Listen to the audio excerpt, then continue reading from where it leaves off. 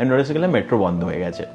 আর আমি অনেক সময় দিল্লি যাই, আমি জানি ওইখানে দিল্লির মেট্রোটা অনেক বছর পরে তৈরি হয়েছে কলকাতার, কিন্তু এখন ওই নেটওয়ার্কটা এত বড় network, one of the largest network.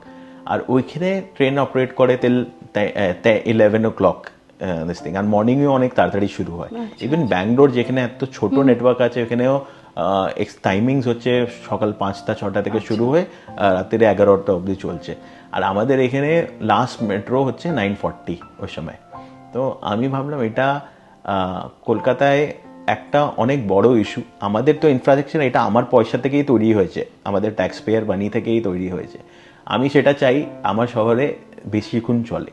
যেন রাত্রিরে সব থেকে বেশি প্রবলেম যেটা হয়, যেটা আমি যখন পিটিশন করলাম এটার উপরে, তখন আমার কে যারা বললেন সেটা হচ্ছে ফর উইমেন সেফটির জন্যে মেট্রোটা অনেক ভালো জিনিস। রাত্রিরে যখন আমি মেট্রোতে ট্রাভেল করছি আমি বেশি সেফ ফিল করি।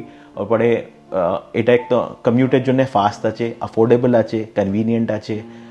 তো সেটার জন্য আমি একটা পিটিশন করলাম, আর ওটাকে একজন লয়ার ওটাকে নিয়ে আবার আমি একটা অনলাইন পিটিশন করেছিলাম, ওটাকে নিয়ে একটা পিআইএল ফাইল করলেন। আলটিমেটলি অল এফার্টস নিয়ে একটা ট্রায়াল বেসিসে একটা ট্রেন এক্সটেন্ড করা হয়েছে এখনো। সেটার জন্য আমি অনেক ফিল করলাম এটা অ্যাকচুয়ালি ওয়ার্ক করে। যখন আমরা কিছু জিনিস ডিমান্ড করি সেটা ওয়ার্ক করে, আর এটা এখনো আমি ফলো আপ করছি সো দ্যাট এই নেটওয়ার্কটা আরও স্টেবিলাইজ হয়ে যায়। এখনো মর্নিংয়ে যেমনি আমি ওই দিন এয়ারপোর্ট থেকে আসছিলাম, এয়ারপোর্টে মেট্রো লাইন যেটা হয়েছে সেটা 8টার সময় শুরু হয়, আমি এসেছিলাম 8টার সময়, আমি মেট্রো অ্যাক্সেস করতে পারিনি।